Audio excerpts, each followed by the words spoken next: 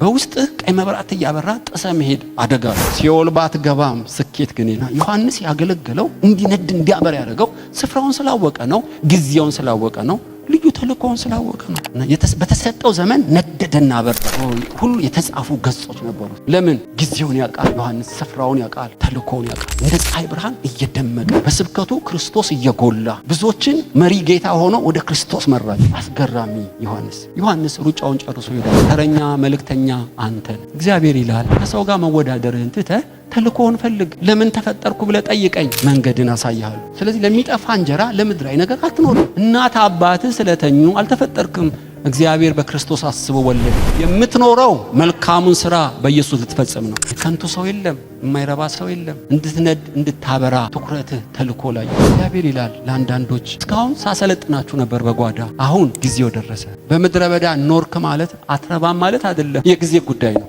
እግዚአብሔር ሊመነዝርህ ስርጓጎጡን ባንተ ሊያስተካክል ጠማማውን ሊያስተካክል የመለኮት ሰዓት ሞላ ስለዚህ አሁን ጆሮህን አንቀተህ ከመለኮት ሰዓት ጋር መገስገስ በኢየሱስ ስም ይሁን አሜን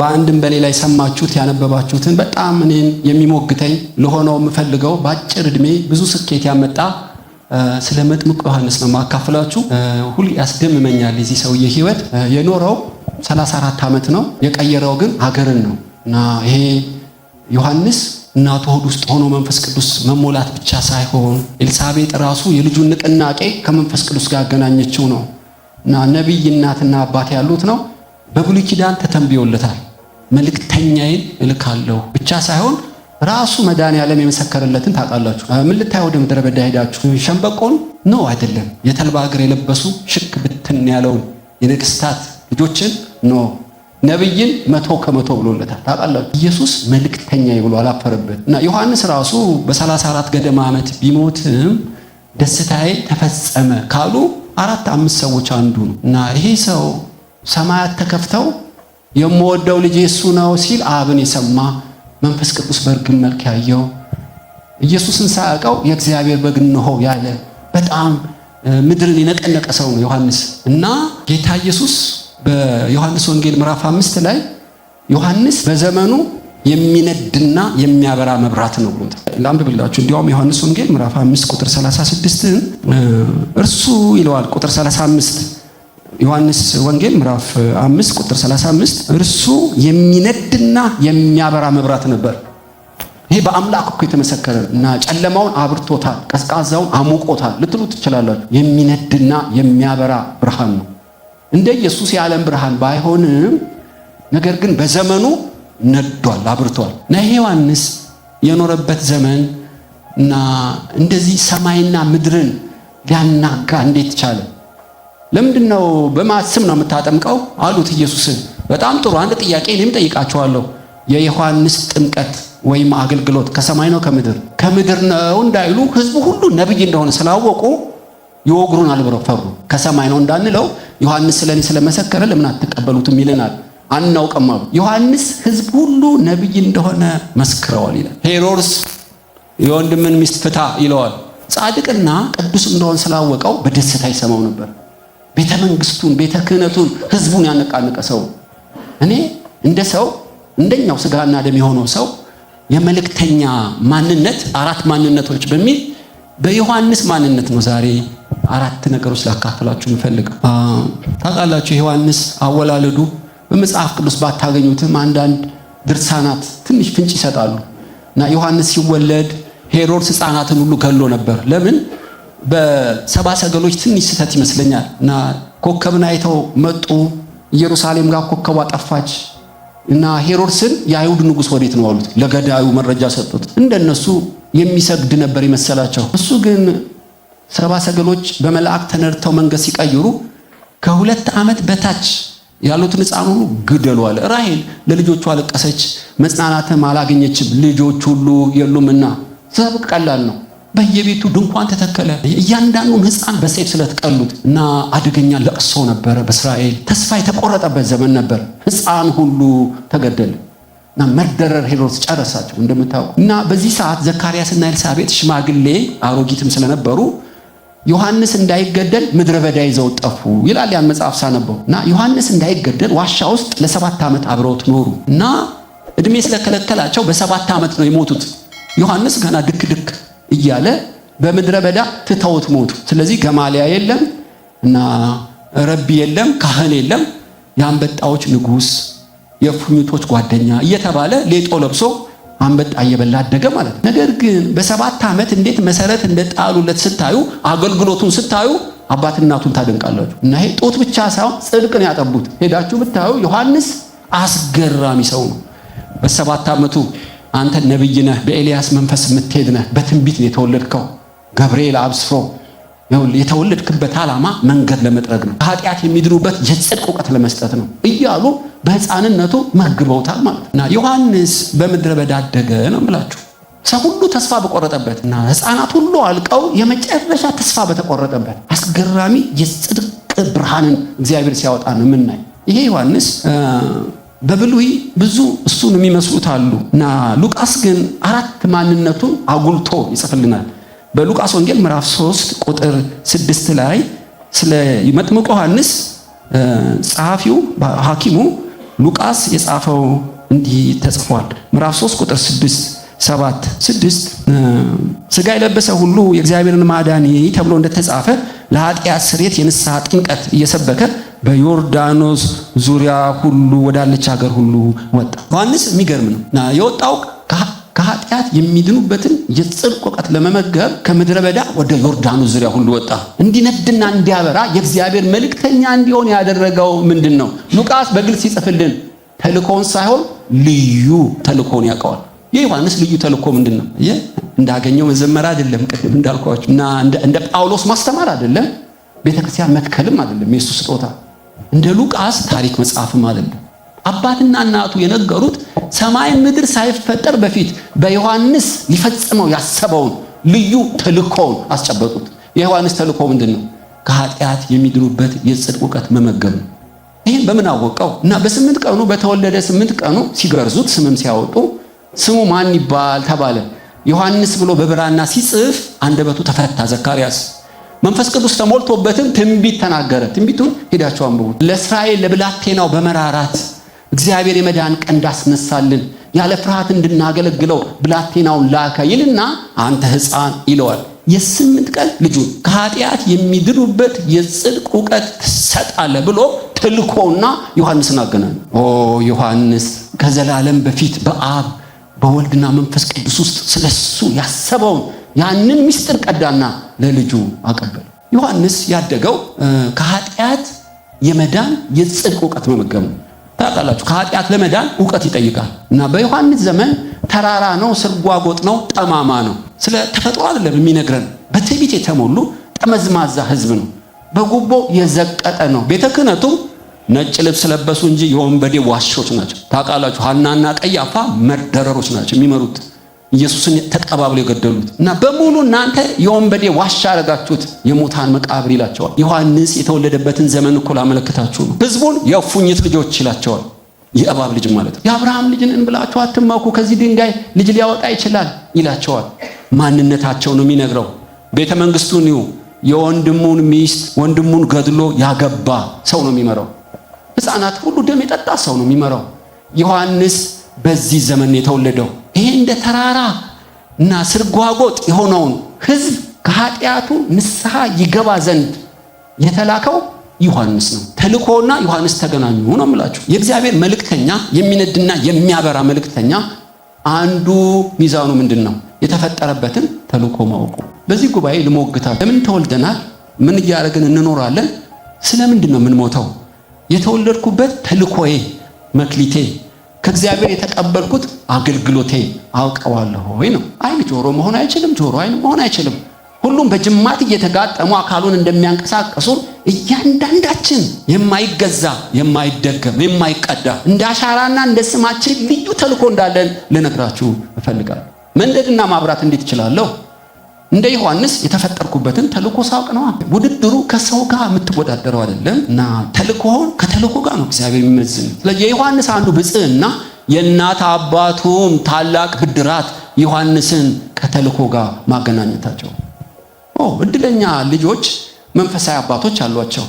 ብዙዎቻችን ፋጭረን ያገኘነው ብዙ ዘመናችን ያልተጠራንበት እግዚአብሔር ባላለበት ተበልቷል። ፔንታጎን የሚባል የአሜሪካ የመከላከያ ሚኒስቴር በር ላይ አንድ ወታደር የተናገረው የተጻፈ አለ ይላሉ። እና እግዚአብሔር ሆይ አንተ በሌለህበት እንዳልደክም አንተ ያለህበትንም አውቅ ዘንድ ጥበብ ስጠኝ የሚል ቃል ተጽፏል።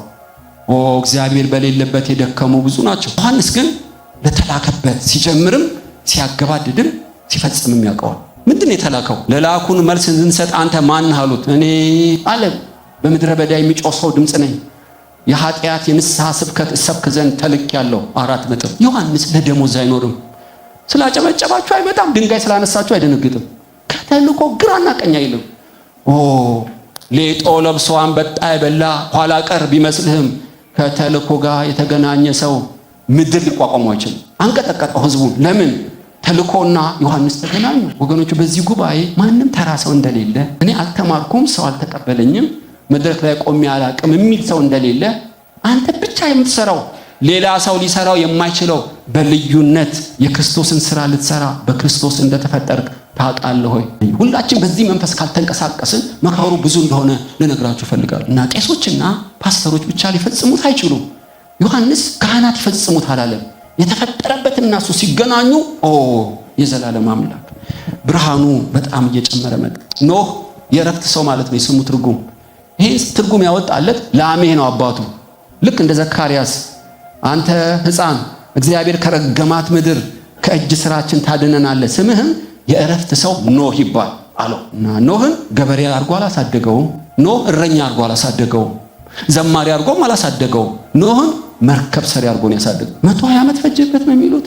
ከተልኮ ጋር ስለተገናኘ 3 ፎቅ ወደ ላይ 13 ሜትር ቁመቷ 100 ሜትር የሆነች በምድር ያሉትን እንስሳት ሁሉ የሚይዝ 1 ዓመት ከ2 ወር እንስሳትን የሚመግብ ታላቅ መርከብ ሰራ። ኖህ ያን መርከብ ሊሰራ የእግዚአብሔርን ሐሳብ ሊያገለግል የፍጥረት ሩጫ ከመስጠሙ በፊት ሊያድን እንዴት ቻለ? ተልኮውን አባቱ ስለነገረው። ኖህ መርከብ ሰሪ ነው። ወገኖች ሆይ የጀመረውን የፈጸመውን ያውቀዋል። በሙታን ትንሣኤ በክርስቶስ ፊት ሲቆም እግዚአብሔር ይጠይቀዋል። የተፈጠርክበትን ፈጽመሃልን? ይሄው መርከብ ሰርቻለሁ፣ ወደ ጌታ ደስታ ግባ ነው የሚለው። እግዚአብሔር ያልሰጠውን አይጠይቅም፣ የሰጠውን አይለቅም። ወገኖች ሆይ በዚህ ጉባኤ ስለ ብድራታችሁ ሙሉ ደሞዝ የሚያሰጣችሁን ልዩ አገልግሎታችሁን ጠቁማችሁን የመጣሁት። ያዕቆብ ይላል ኢሳይያስ ላይ እግዚአብሔር የፈጠረኝ ዓላማ ትቼ ጉልበቴን እንግዶች በሉት፣ በከንቱ ደከምኩ ይላል ያዕቆብ። በራእይ እኮ ተገልጦለታል።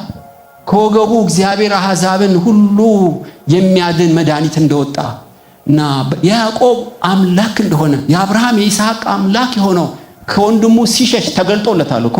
ይሄስ የእግዚአብሔር ደጅ ነው። እግዚአብሔርን በመሰላሉ ጫፍ መላእክትን አየሁ ብሏል። ይገርማችኋል። ጸሎቱን ግን ሄዳችሁ እዩ።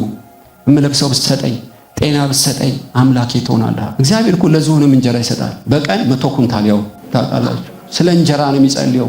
የሰማይ አምላክ ስለ ትውልድ እኮ ነው የሚነግረው።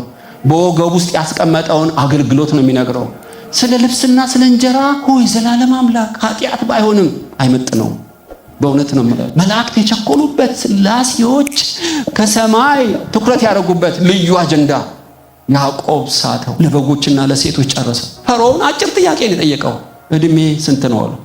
ይሄን ጥያቄ ባጠየቀኝ ደስ ይለኛል። ለምን 100 ምናምን ዓመት? ለምን ጥቂትም ክፉም በለው አለቀ። ወደ ኋላ ሲያየው ለሚጠፋ ለምድራዊ ነገር አብዛኛው እድሜ ያልቆ። ዮሐንስ ግን እንደዚህ አይደለም። ተልኮና ዮሐንስ ተገናኝተዋል ወገኖች። ብዙዎች ግን እንደዚህ አይደሉም። ሙሴን ማልድ በለው ያምርበታል። ኦባብ በምድረ በዳ መንገድ ብራ በለው ያምርበታል። መጥምቁ ዮሐንስ ከኃጢአት የመዳን የጽድቅ ስብከት ስበክ በለው ያንቀጠቅጣቸዋል። እዚህ ጉባኤ ዮሐንስን ብትጠሩት እንደኔ አይሰብክም የእባብ ልጅ ሁሉ ሊላችሁ ይችላል። እኔ አልልም። አየህ፣ ምላሳችሁን አታንቀሳቅሱም። ብዙ ሶፍት በማልቀስ ነው የሚያስጨርሳችሁ። ትክክል ነው። ዮሐንስ ያን በማድረጉ እንደ ቡልዶዘር እንደ ድማሚት ነው የሚያፈርስ። ከዛ የሚሰራ ደግሞ ይመጣል። ዮሐንስ በጳውሎስ አይቀና። እንደና አጵሎስ ምን ነው ቁጥር 1 2 እያልኩ ባስተማርኩ አይልም። የተሰጠውን አይለቅም። ሌላ ለመሆንም አይፈልግም። የነደደና ያበራው ለዚህ አገልግሎት በሙከራ እና በኩረጃ የሚሆን አይደለም። መለኮታዊ ነገር በስጦታ ነው። ብራዘር ከጌታ የተቀበልከው ሌሎች ሊሆኑት የማይችሉት ልዩ ስጦታ እንዳለ ታውቃለህ ሆነ። ዮሐንስ ሰማያትን ያስደስተው ከሰው ልጆች ሁሉ ተቀባይነት ያገኘው አርቲፊሻል ማንነት የለው። የተሰጠውም ይሆናል። ልብሱ ልዩ፣ ምግቡ ልዩ፣ አገልግሎቱ ልዩ። አስገራሚ ሰው እና ይሄ ዮሐንስ ይላል። ኢየሱስም በዮሐንስ ላይ 17:4 አባት ሆይ በምድር ላደርገው የሰጠኝን ሥራ ፈጽሜ አከበርኩ። እግዚአብሔር የሚከብረው ልታደርገው የተሰጠህን አውቀህ ስትፈጽመው ነው። በምድር ልታደርገው እንደ ክርስቶስ የተሰጠ ሥራ ምንድን ነው? ለአግሪጳ እንደዚህ በሉልኝ፣ ከጌታ የተቀበልከውን ትፈጽም ዘንድ ተጠቀቅ። ያልተቀበልከውን አይጠይቅህም። በተቀበልከው ከኖርክ ውበትህ እየጨመረ ይመጣል። ወገኖች ወይ እንደ እብድ እርሻ ልንሆን የእግዚአብሔር ፈቃድ አይደለም። አስቴር በ127 ሀገር ላይ ንጉሥን አጋባሽ። ጸጉርሽ ርዝመቱ፣ ቅርጽሽ ማማሩ፣ በብዙ ሽቶና ከርቤ 6 ወር አይደለም ተዘጋጅተሽ የመጣሽ ከብዙ ሴቶች ሞገስ አገኝተሽ የወርቅ ዘንግ አነሳልሽ። ለምን ይመስልሻል? ለዚህ ጊዜ ነው። ሂጂና ንገሪው ለንጉሱ። አልጠራኝም እሞታለሁ አይደለም አስቴር። ይሄ ሁሉ ቅንብር፣ ይሄ ሁሉ ግርማ ሞገስ፣ ይሄ ሁሉ ተክለ ቁመና ለምን ይመስልሻል? እግዚአብሔር ለዚህ ጊዜ ስላዘጋጀሽ ነው። እምቢ ብትይ መዳን ከሌላ ስፍራ ይሆናል። እኔ እንዳንቺ አይደለም ተልኮዬ ወደ ንጉሱ ለመግባት። የኔ ተልኮ አይደለም። የኔ በደጅ ላይ ነው አገልግሎቴ። ያንቺ አገልግሎት ልነግርሽ ፈልጋለሁ። ዘካርያስ እንደነገረው መርዶኪዮስ ይነግራታል። አስቴር ባንነች። ለዚህ ነው የተፈጠርኩት። ለዚህ ነው ውበትና ደምግባቴ። ለዚህ ነው የንጉስን ማማለሌ። ለዚህ እኮ ነው በሞትም እሞታለሁ አለች። መጽሐፈ አስቴር የሚል የተጻፈላት ተልኳን ስላወቀች ነው። መርዶኪዮስ ይሄንን የጠረገላት። በዚህ ጉባኤ በእውነት እግዚአብሔር ያስቸኮለኝ ነገር አለ። በእውነት በዚህ ጉባኤ በከንቱ እንዳንኖር በዓላማ የፈጠረን እግዚአብሔር ክብሩን የሚገልጥበት ጉባኤ በዚህ ቤት አለ። ስለዚህ አረባ መስታወት ፊትሽን እያየሽ በማልቀስ ለምን ተፈጠርኩ በሚል የምታጉረመርሚ አንቺ ውብና ድንቅ ነሽ። በኢትዮጵያ ውስጥ መፈጠርሽ እግዚአብሔር ተሳስቶ አይደለም። ዳርቻሽንና የምትኖሪበትን ዘመን ቀምሮ ወደዚህ ያመጣሽ ታላቅ ስራ ባንቺ ለመስራት ነው። ለአንድ ሴት ትንቢታዊ መልእክት ነው። አለች አንድ ሴት ለምን ተፈጠርኩ የሚጠይቀኝ የለም፣ ሰላም እንኳን የሚለኝ የለም፣ እኔ አረባም አልጠቅምም እያለች ማታ ስታጉረመርም ተሳስተሻል። እግዚአብሔር ውበትሽን ይገልጠዋል። አንቺ ችግሩ ለምን እንደተፈጠርሽ በውስጥሽ ያለውን መክሊት ባለማወቅሽ ነው። ከመክሊትና ከተልኮሽ ጋር ከተገናኘሽ የክርስቶስ ውበት ባንቺ ይገለጣል። በእውነት መጥምቁ ዮሐንስ ልብሱ አይደለም ያደመቀው፣ ዲግሪው አይደለም ያደመቀው፣ ሀብቱ አይደለም ያደመቀው፣ ተልኮ ውስጥ ከገባ ሁሉም ሰላምታ ይሰጣል። መጥምቁ ዮሐንስ ሊቋቋሙት አልቻሉም። ዳዊት ልበ እግዚአብሔር ታውቃላችሁ የተፈጠረው ለምንድን ነው? ለሙሴና ለኢያሱ የተነገረውን ትንቢታዊ ቃል ይፈጽም ዘንድ ነው። ምንድነው የዳዊት ትንቢት? ሳሙኤል የማይዋሸው ሳሙኤል ነግሮታል። የእስራኤልን ድንበር ለሙሴ የተናገረውን አስጠብቅ ዘንድ ነው ከእረኝነት የመጣው። ወንጭፍ ቢስት አይስትም። ዳዊት በጦርነት ተሸንፎ አያውቅም። አንድ ቀን ተሸንፎ አያውቅም። ቆረጣ ነው፣ ደፈጣ ነው። ጎልያድን አምጡለት ይዘርረዋል። ነገር ግን በአንድ ወቅት የሳተ ይመስለኛል። እኔ በተጠረበ ድንጋይ በተላገ እንጨት ተቀምጬ እግዚአብሔር ታቦት መጋረጃ ውስጥ ይቀመጣልን? ሕያው እግዚአብሔርን ለእግዚአብሔር ቤት እሰራለታለሁ። በመዝሙር 137 ኤፍራታ ደን ውስጥ ተገኘ እና ተውጣጣው ነው ሲፈልጉት ከአንበሳና ከድብ ጋር አገኙት። ንጉሥ ዳዊት መኝታ ቤት የለህም፣ ቢሮ የለህም፣ ጫካ ምን ታደርጋለህ? ለእግዚአብሔር ቤትን ካልሰራው በምንጣፌ ላይ እግሬን አላስረግጥም፣ ለሽፍሻቾቼ ለዓይኖቼ እንቅልፍ አልሰጥም። ቤትን ልትሰራለት ቀንተህ ነውን? ቀንቼ ነው። ሱባኤ የገባ ህዝቡ እግዚአብሔር ናታንን ላከው። ዳዊት እግዚአብሔር ከእረኝነት የጠራ ቤት ስራልኝ ብሎ ነውን? ተኝተህ ብልጭ ያለውን ሁሉ የምታደርግ ይመስልሃል? ተነስና ግባ አለው። አንዳንድ መልካም ነገር መልካም አይደሉም። በመንፈስ ቅዱስ ካልፈተሽከው ላልተፈጠርክበት መኖር በጣም ከባድ ኪሳራ። ዳዊት ቤት ሊሰራ አይደለም የተፈጠረው። እጆቹን ሰልፍ ያስተማረው በሙሴ የተነገረው እስራኤልን ድንበር ያስከብር ዘንድ ነው። እሱ ግን በምኞት ገባበት። አይሆንም ብራዘር ተነስና ግባ አለው። የሚሰራልኝ ልጅህ ነው። 80 ሺህ ጠራቢ የት እንደሚወቅሩ ያውቀዋል። ያለ ብረትና ያለ መረጃ ድምፅ በጸጥታ መገንባት ይችላል። ማስተዳደር ሰለሞን ያምርበታል። መስራት ነው ተዘጋጅቶልሃል። ለአንተ አትችልም። ለአንተ ውጊያ ነው የሚያምርብህ፣ መዝሙር ነው የሚያምርብህ። ቤት መስራት አትችልም። ታውቃላችሁ የራሱን ቤት የሰራው እሱ ነው። እና ከኪራም የሚባል ንጉስ ዝግባ ላክልኝ አለው። G+1 ቤት ነው የሰራው። የመኝታ ቤት መስኮቱን እንደ ሶደሬ የሞቀ ውሃ የሚወጣበት ቦታ አለ። ሴቶች ገላቸውን የሚታጠቡበት ጋር መኝታ ቤቱን ደቀነው።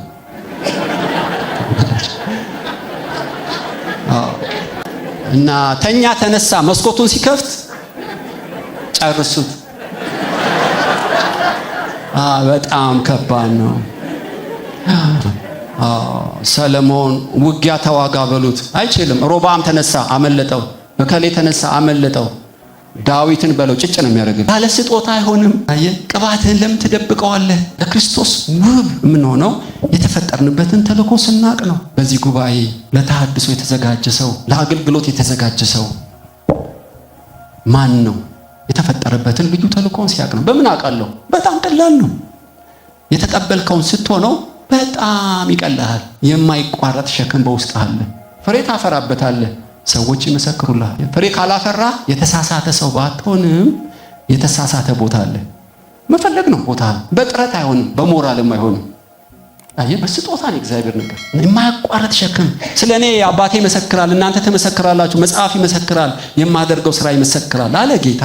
በቦታና በስፍራ ስትሆን እየደመክ ተፈጥሮ እየተገዛልህ ሰዎች እየተማረኩ ልብህ እየመሰከረልህ ነው የምትመጣው። ዮሐንስ በተልእኮ ውስጥ ነበር። የሚነድና የሚያበራ የሆነው ልዩ ተልእኮውን ስለሚያውቅ። ተልእኮ ምንድን ነው? ከኃጢአት የሚድኑበት የጽድቅ እውቀት መስጠት ነው። የንስሐ ሰባኪ ነው። ሰዎች ወደ ንስሐ እንዲመጡ እንዲሰብክ ነው። ብሉይ የተነበየለት አባቱ ያረጋገጠለት ኢየሱስም ማተም ያተመለት ተልእኮውን ስለኖረ። ይሄ ብቻ አይደለም። ዮሐንስ ታውቃላችሁ፣ ዘካርያስ ሉቃስ ይጽፍልን የእግዚአብሔር ቃል ወደ ዘካርያስ ልጅ ወደ ዮሐንስ በምድረ በዳ ቃል እስኪመጣለት ተቀምጧል። ምድረ በዳ እኮ የሚንቀለቀል ነው፣ ሰው የሚኖርበት አይደለም። ዮሐንስ መንፈስ ቅዱስ ተሞልቷል። ምድረ በዳ የቆየው ያነሰው ትምህርት ስላለ አይደለም፣ የመለኮትን ጊዜ ሲጠብቅ። ተልእኮ ማወቅ ብቻ ሳይሆን ጊዜን ማወቅ የመልእክተኛ ሁለተኛ ባህሪ። ዮሐንስ ጊዜውን ያውቃልና በዛ ምድረ በዳ ምን ታደርጋለህ? የዘካርያስ የኤልሳቤጥ ልጅ ከሆንክ መልእክተኛ ነህ፣ የኤልያስ መንፈስ አለብህ ከተባልክ ብትለው፣ ብራዘር በጊዜ ነው የምወጣው። እግዚአብሔርን አልቀድምም አልዘገይም። በጊዜው ስለወጣ ነው ውበቱ የጨመረው። ትዝ ይላችኋል ሙሴ 400 ዓመት በግብፅ ይገዛሉ ብሎት ነበር ለአብርሃም። ግን 40 ዓመት ቀድሞ አንዱን ግብፃዊ አንቆ ገደለው። አይሆንም፣ በጡንቻ አይሆንም። ፈርዖን አሳደደው፣ እረኛ ሆነ። በጎች እየጠበቀ ሚስት አግብቶ ልጅ ቢወልድም ነገር ግን እስራኤልን ለማዳን ከ40 ዓመት በፊት ቀደመ። ትዝ ይላችኋል ቁጥቋጦ ሲቀጣጠል ራእዩን ለማየት ሄደ። ሙሴን የአባቶቼ የአብርሃም የይስሐቅ የያዕቆብ አምላክ ነኝ፣ ጫማህን አውልቅ፣ አቴንሽን ስጠኝ ነው። ከሰማይ የሕዝቤን ጩኸት ሰማሁ፣ ላድናቸው ወረድኩ። እስካሁን የት ነበርክ እግዚአብሔር ሆይ? ሙሴ ውረድ ስትለኝ እኮ መወርድ፣ ውጣ ስትለኝ መውጣ አምላክ አይደለሁ። ለአባት ለአብርሃም ከ400 ዓመት በኋላ እወርዳለሁ ብየዋለሁ። ሚስጥሩን አልደበኩም። ከ40 ዓመት በፊት ለማዳን ሙከራ ያደረኩት ከጊዜ ውጭ ነውን? ከጊዜ ውጭ ነው። ይኸውልህ አሁን ሰዓቱ ሞላል። እናስ ሕዝቤን ከፈርዖን እጅ አድን። ከፈርዖን እጅ ስንት ሺህ ሰረገላ ጦር ያለው ሰራዊት እኮ ነው። በዱላ ነው ማድነው። በዚች ዱላ አትበላት፣ የጊዜው በትር በላት። ኤርትራ ባህር ሰላምታ ይሰጣል አለ። በዚች በትር ላይ ማንም ሊቋቋም አይችልም። ፈርዖንን ታንቀጠቅጣለች፣ ጠንቋዎችን ታንቀጠቅጣለች፣ አለቱ ውሃ ያወጣላታል። ለምን ቀባሃት እንደዚህ? የጊዜው በትር ነች። ሙሴ ስለ ጊዜ ልንገርህ፣ ያለ ጊዜ አይሆንም። አንተ ነብይ ነህ፣ ራስን ግለጥ። ለእናንተ ጊዜ ሁሉ ምቹ ነው፣ ለእኔ ግን ጊዜ ገና ነው። ልጄ ሆይ ወይን ጠጅ እኮ አለቀባቸው። እናቴ ሆይ ጊዜ ገና ነው። ኦ አባት ሆይ ሰዓቱ ደርሷልና ልጅህን አክብረኝ። በኢትዮጵያ ውስጥ በአፍሪካ ቀንድ ታላቅ ሪቫይቫል ሊሆን ሰዓቱ ደረሰ። በእውነት እኔ ስላልኩ አይደለም፣ በእውነት በውስጤ መንፈስ ቅዱስ ሽውታ ይሰማል። ብዙ ነቢያቶችም ያረጋግጣሉ። ድንገት መንፈስ ቅዱስ በኢትዮጵያ ላይ ይነፍሳል። ሰዓቱ ደርሷል። በእውነት አሁን ከጊዜ አንጻር ነው እግዚአብሔር ታሪክን። ጊዜ እንደ ሰዓት ክብ አይደለም። እንደምታዩት በየዘመናቱ እግዚአብሔር ፕሮግራም አለው። ጠቢብ ሰው መቼ ምን ማድረግ እንዲገባው ዘመንን ያውቃል።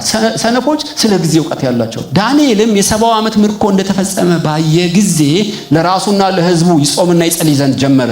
ገብርኤልም ከሰማይ እየበረረ መጣ። የተወደድክ ዳንኤል ሆይ አላለው። እጅግ የተወደድክ ዳንኤል ሆይ ጸሎት አረገ። ስለ ጾምክ አይደለም፣ ስለ ጸለይክ አይደለም፣ የጊዜው ጸሎት ነው። ይኸው 69ኛው ዓመት ብትጸልይም ብትጾምም ቢሰማህም አይመልስልህም። ጸሎትህና ትንቢታዊ ቃሉ ተጋጠመ። በጣም አስገራሚ ሰው ዳንኤል የጊዜን ምስጢር ያውቃል ማለት ነው። ኢየሩሳሌም የመጎብኘትሽን ጊዜ አላወቅሽም ብሎ አለቀሰላት። ዘመን አለማወቅ አምላክ አስለቅሷል። ወገኖቼ በዚህ ሰዓት እለምናችኋለሁ፣ መንፈስ ቅዱስ ታላቅ ነገር በአዲስ አበባ ሊያደርግ ጊዜው ደረሰ። እኔ ተዘጋጅቻለሁ። ዮሐንስ አለው፣ ፊሽካ ነፋለት። ዮሐንስ ጀምራለሁ። ከምድረ በዳ ማርሽ ቀየረ። ይሆን አልቀደመው፣ አልዘገየም። ዮሐንስ ይመስላችኋል እንጂ የጊዜው ዮሐንስ ነው። በጊዜ ውስጥ የእግዚአብሔር ሥራ በጣም ታላቅ። እኔ ስለ ምጽአት እንኳን አይደለም እላችሁ፣ ነገር ግን መለኮታዊ ቀጠሮ ለአገሮች ለግለሰቦች ቀጥሯል እግዚአብሔር። ጊዜን ሚስጥር እንድናውቅ የልቦናችን አይኖች ይክፈት። አሜን። ዝም ብሎ የሚመሽ የሚነጋ አይደለም። በዘመናት በወራት በቀናት በሰዓታት ውስጥ ሚስጥር አለ። ጌታ ኢየሱስ ታውቃላችሁ፣ በዚህ በ12 ዓመቱ እኮ አንቀጥቅጣቸዋል። ሲናገርና ሲጠይቅ ሲመልስም ተገረሙ ሊቀ ካህናቱ። ነገር ግን አልተገለጠም። ለምን? ጊዜው ገና ነው። ዕውቀት አንሶት ነው። አምላክ እኮ ነው። በ30 ዓመቱ ሲጠመቅ ሰማይ ተከፈተ። ኢየሱስም በይፋ ማገልገል ጀመረ። በ3 ዓመት ተኩል ገለበጠው። አባቶች ሰዓቱ ደርሷል ይላል እና ውበቱ የዮሐንስ የተገለጠው ልጁ ተልኮውን ብቻ ሳይሆን ልጁ ጊዜውን አውቋል። እባክሽ መሐሊ በሩን ክፈችልኝ፣ ሆነ ጠላ ጫማ አውልቄ ቢጃማ ለብሻለሁ፣ እባክሽ እኔ እንደሆን ካውቀሻል። በየተራራስ ዘል ላንቺ ነው የመጣሁት ውዴ ሆይ እባክህ ሙቀት ውስጥ ነኝ። እልፍ ብሎ ሄደ። የዘላለም አምላክ ተላለፈች። በሩን ስትከፍት የለም። የዘመረችው መዝሙር ይሄ የውዴ አሻራ ነው። ቁጥር 1 ውዴ ዙምዙም ጸጉር አለው። ቁጥር 2 ወንበዴዎች ደበደቧት። ከጊዜ ውጭ የሆነ መዝሙር ያየ ስላገለገልክ አይደለም፣ በጊዜው ስላገለገልክ ነው። አንዳንዴ ዘመን ካለፈ በኋላ ለአገልግሎት ስትለመን ሁሌ አትለመንም። ዘመን እንደ ባቡር ልም ነው የሚለው። ላድርገው ብትልም ሙሉ ውበቱን አታገኝም።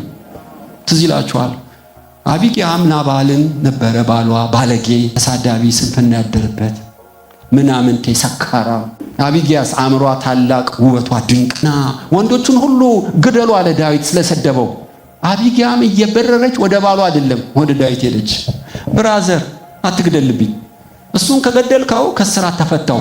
ሁሉን ላገባ እኮ እችል ነበር፣ ነገር ግን ጊዜው ገና ነው። እንዳትነካው፣ እንዳትነካው። አስገራሚ ሴት ነች። በ10ኛው ቀን እግዚአብሔር ናባልን ቀሰፈው። ጊዜን ታውቃለች። ሕያው እግዚአብሔርን ወንጭፍ በድንጋይ እንደሚጣል ነጥሎ ይመታዋል። አንተ ከጊዜ በፊት ቀደምክ፣ እጅን መልስ ትለዋለች። እና በ10ኛው ቀን ስትነግረው ልቡን መታው። በ10ኛው ቀንም እግዚአብሔር ቀሰፈው። አቢግያም ተፈታች። አቢግያ ላገባሽ ይፈልጋል ዳዊት፣ ፈጥና ሄደች። አስገራሚ ሴት ነች። ይሄ አእምሮሽ ይባረክ። የቱ አእምሮዬ? ፈጥኖ ያመጣሽ። አቤት ጊዜ ማወቅሽ። ለጋብቻ ተጠየቅሽ፣ የገረዶቹ አጣቢ ነኝ ብለሽ ፈጠንሽ። ብትዘገይስ? ሳኦል ስለሚያሳድደኝ ዛሬ ጅማ ከሆንኩ ነገ መቀሌ ነኝ። ሁሌ አትጠየቂም ነበር ማለት። ለጋብቻ የጠየቋችሁን እሺ በሉ አላልኩም፣ ግን ቢሆንም አንዳንድ ጥያቄ ግን ላይደገም ይችላል። ብራዘር እህቴ ሆይ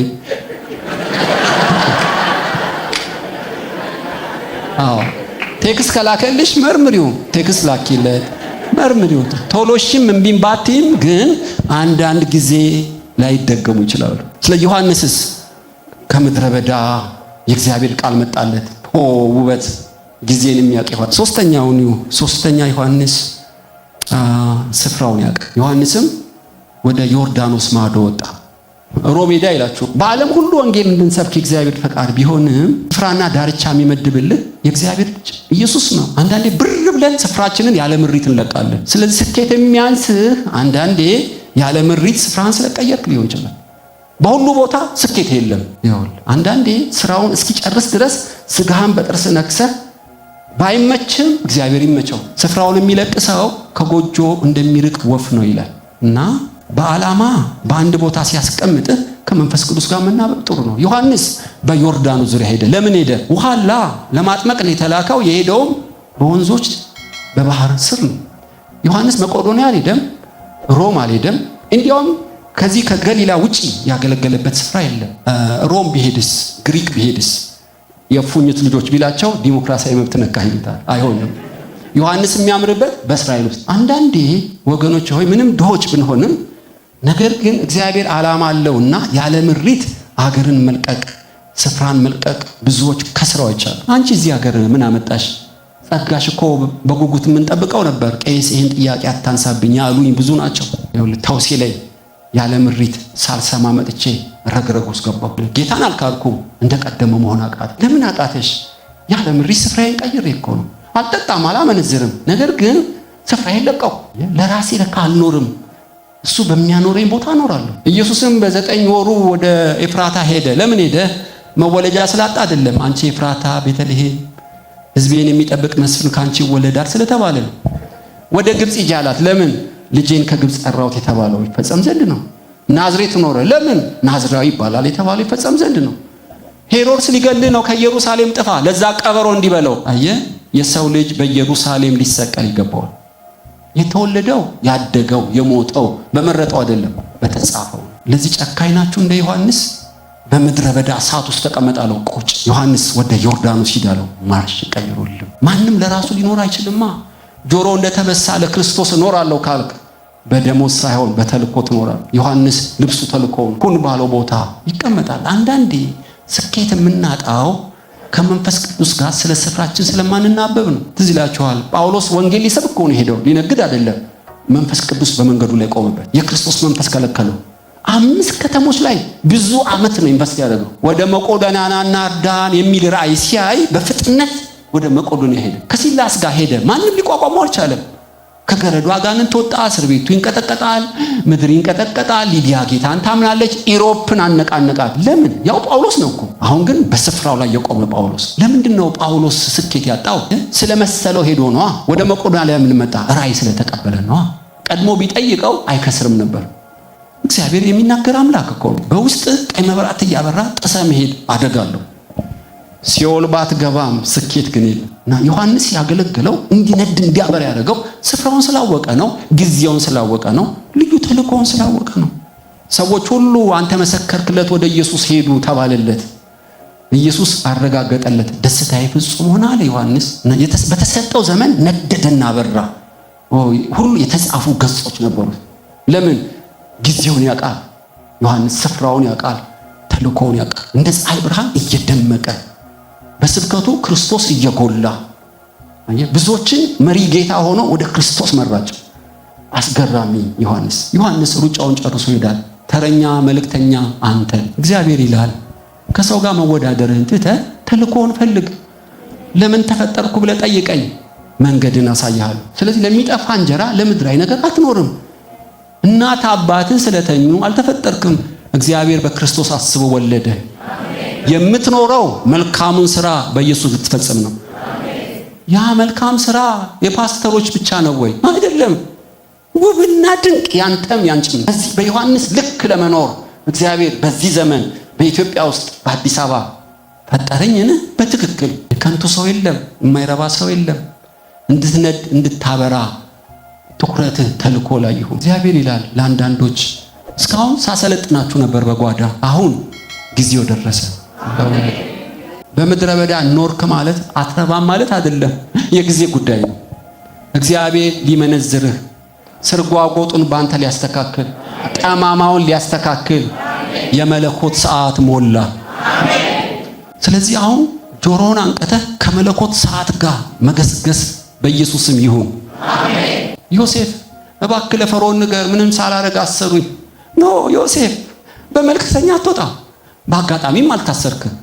ሰዓቱ ሲደርስ ያስቸኩሉሃል። ታውቃለህ፣ የታሰረብህ ለሚገለጠው ክብር እንዲያዘጋጅ ነው። ምድረ በዳ በሰዓት ያቃጥልህ አይደለም። ሰዓቱ ሲደርስ ትፈታለህ። ገበታን ያዘጋጃል እግዚአብሔር፣ ጉባኤን ያዘጋጃል።